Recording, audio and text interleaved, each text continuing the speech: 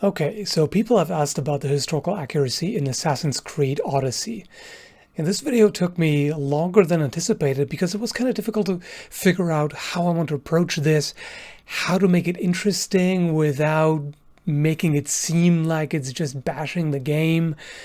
Speaking of which, if you're part of the angry "it's just a game" crowd, I've got something for you. I know it's a little big, hard to swallow, huh?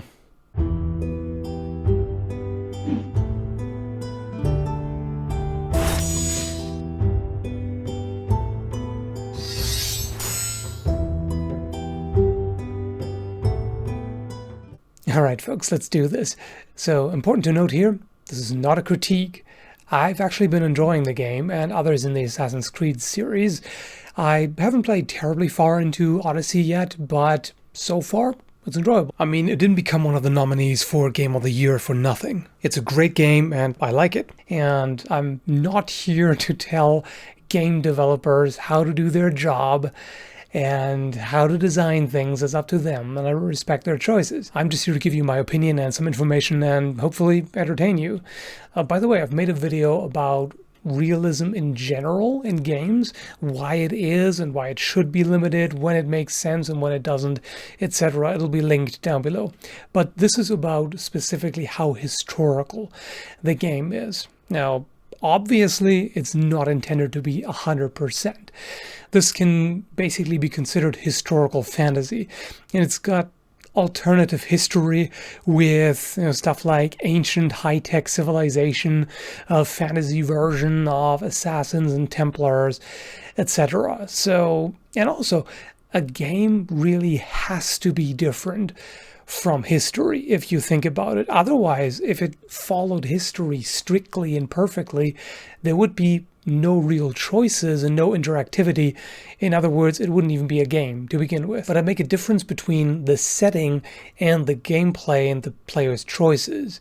So you could have a game that is fairly historically accurate overall in its setting and background, but it still allows the player to change history and do all kinds of unique things. Also, in a game with a historical setting, many players really expect to be able to learn a thing or two about it, even if it's just a game, and there are liberties being taken for the sake of gameplay and story. And some folks may even go so far as to reject a game because it's not historically accurate enough, as the recent Battlefield 5 drama has shown, although there's of course also social political baggage involved there. So, keeping all this in mind, how accurate is the background in Assassin's Creed Odyssey? Now, I freely admit I'm not a historian or an expert on ancient Greek history, but you can definitely see that the developers did their research. The landscape and cities look great, they're convincing enough to be immersive, and this has really always been where the Assassin's Creed series shines. The architecture is built with a lot of attention to detail, and it can really make you feel like you're visiting the place back in time. And there are even videos on YouTube showing comparisons of real sites in Greece, and much of it is really remarkably close. As a particular example, I appreciate that the statues are shown as painted. Quite often you see that in movies or video games where the statues are just white, because that's how they look now in museums, but originally they were painted, and they did pay attention to this kind of detail. And overall, the in-game world is beautiful, no doubt about it. But how accurate is the fighting and equipment? Or should I ask, how is it even considered historical at all? So let's see here. Carrying weapons on the back. Check. Please stab me while I fly through the air, exposing my entire body. Check. Over the top, spinning and twirling. Check. Sparta kick. Check. Now, I'm glad it's there, though. It's pretty awesome. Booby armor. Check. Dual wielding a sword and a broken spear. Check. Magic weapons. Check.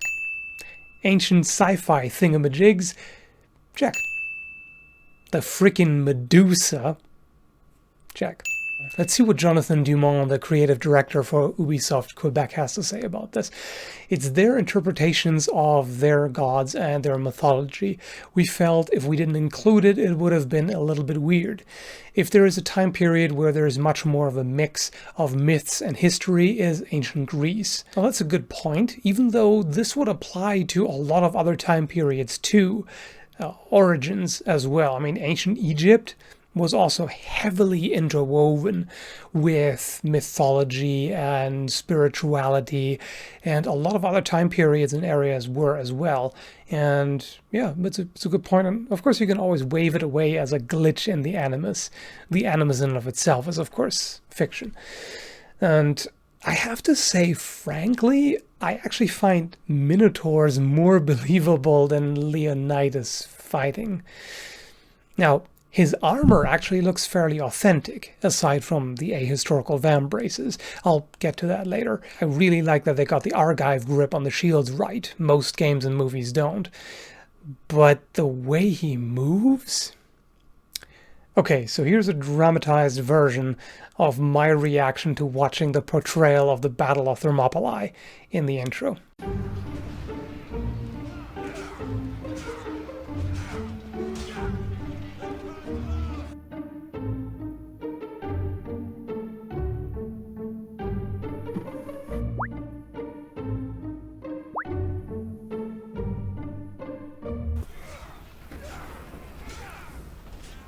So apparently the Spartans practiced Chinese wushu. And of course they all break formation and fight individual duels. Obviously exaggerated for entertainment, but really this is about as historical as the movie 300, and that's based on a comic book. Now again, I do enjoy the game, and I can't fault the combat in terms of gameplay. And I also understand that they didn't want to give Leonidas an entirely different set of animations from Alexios and Cassandra. But now my personal bias here, at least, is that I find it odd to see a quote-unquote Leonidas that has very little in common with the historical figure. I don't mind artistic license and some alternative history for the player to mess around with, but this is a specific event in a named real location, and at its exact point in time, that is portrayed in a way that couldn't be more different from what actually happened. I can assure you that no combat ballet happened at Thermopylae, and I can also assure you that they used their shields properly and formed formations and all of that, and didn't have individual duels. Now, imagine showing two armies of knights and men-at-arms form up, throw their weapons away, and then have one-on-one boxing matches, and then call that the Battle of Agincourt. Kind of weird, right? Personally, I prefer the way it's done in Far Cry 4 and 5, for instance, which are games that obviously relate to the real world, but have made up place names and fictitious people and don't claim to be historical or to be representing anything out of the real world in particular. Now, I know that I can't expect much authenticity in a game that features mythological creatures and so much fantasy and sci-fi in the setting, but even the loading screen rubs the words historical accuracy in my face and tells me I can learn something here. So clearly the game claims to be historical to an extent, right? Speaking of learning, I'd like to shed some light on the infamous bracers, or more accurately vambraces. Now, I talked about leather vambraces in another video, which will be linked down below. And so the short version is there's no evidence of vambraces used by ancient Greeks. Hoplites wore greaves, leg guards that is, but they didn't need arm protection and didn't wear any. They fought in tight formations behind overlapping shields using spears, so just didn't actually need that. And vambraces were used in later times. Now, they were used at the time.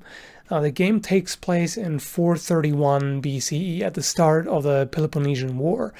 And here is a bronze vambrace from the Warring States period in China, 475 to 221 BCE. So correct time period, different place. In general, I'd say they did a fairly good job of designing fantasy arms and armor in a way that fits the style of the setting. Even the assassin hoods are often styled to look at least not completely out of place. Now, some definitely do, but overall, some of the equipment is quite accurate, but from different areas. I did find it pretty cool to see this Chinese bronze sword from a time period that actually overlaps with the game. And it looks really very close to the original and properly sized, so kudos for that one. They also really nailed the khopesh. Now this is around 1,000 years earlier, but it is perfectly represented, accurate size and shape and everything. And there are other good examples of authenticity, like a number of armors and helmets that are appropriately shaped. And you can definitely tell that they looked at some Greek paintings and took inspiration from that. When it comes to the kopis, that is a sword that the Greeks actually used at the time the game takes place. On this one, the blade is pretty accurate, but the grip and guard are off. I find the hilt overall strangely crude looking, like something someone would cobble together in their 21st century home garage.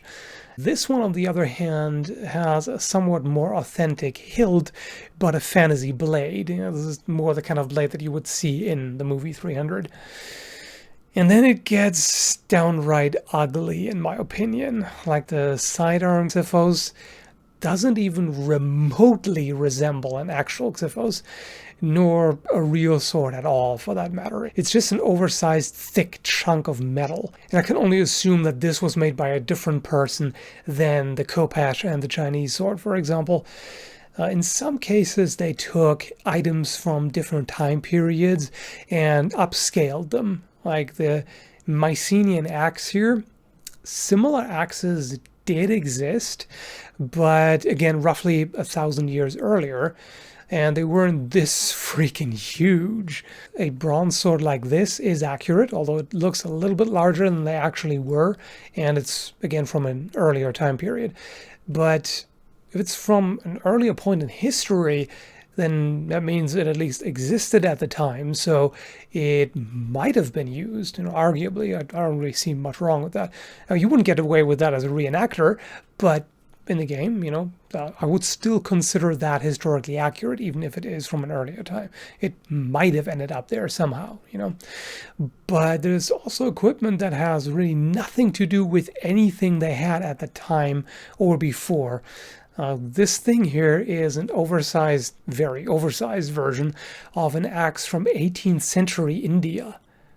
That's kind of random. I mean, it's kind of cool that it is there, but definitely strange and random. The phalanx spear might as well be from some Korean MMORPG that is 100% fantasy. And then there is whatever this is.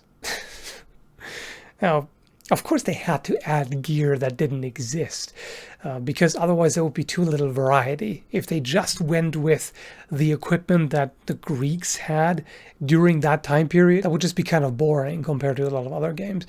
But a two-handed flanged mace that's also on fire didn't even exist in the late Middle Ages, let alone during the Peloponnesian War. So overall, there are a few accurate arms and armor, but really most of what you see is either fantasy or an altered version of items from other time periods and other places. By the way, ancient Greeks would be scandalized by how much skin the women are showing here. Exposed legs? But, it's nice to see that they grant Cassandra the same protection that Alexios gets. No weird cleavage plate, and most of the armor doesn't have large breast cups or whatever. Of course, I'm nitpicking either way, but that's kind of the point of this video if you haven't figured that out by now. In this game, and Assassin's Creed in general, don't look for too much authenticity. Just take it as historically inspired fantasy. And most importantly, don't let my overanalyzing spoil your fun. I mean, if you really expected a historical simulator here, you'd have to rename it to Assassin's Creed Oddities, because there are plenty of ahistorical and anachronistic oddities. Anyway, I hope you liked the video. Thanks for watching. Again, check out the info in the description down below, and have a good one, folks.